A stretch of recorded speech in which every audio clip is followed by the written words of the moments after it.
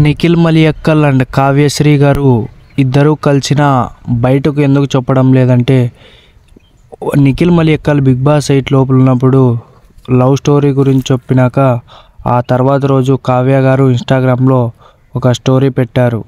కొంతమంది యాక్టర్స్ నటించడానికి ఏవేవో చెప్తారు, అవన్నీ నమ్మి జనాలు మోసపోకండి అని. సో దానివల్ల చాలామంది నిఖిల్ బిగ్ బాస్ 8లో ఫేక్గా ఆడారని అంటున్నారు.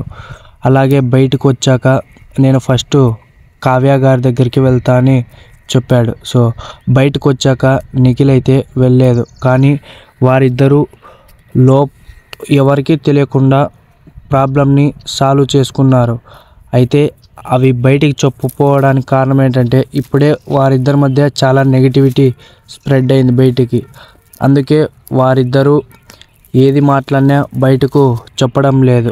లోపల వారిద్దరూ కలిసి ఉంటున్నా కూడా బయటికి ఇప్పుడే చెప్పరు. ఎందుకంటే బయట వారిద్దరి గురించి చాలా నెగిటివిటీ ఉంది బయట. నిఖిల్ మలియక్కల్ బిగ్ బాస్ 8లో లవ్ స్టోరీ చెప్పినప్పటి నుంచి. అందుకే వారిద్దరైతే ఒకరికొకరు కలిసి మాట్లాడుకున్నారు.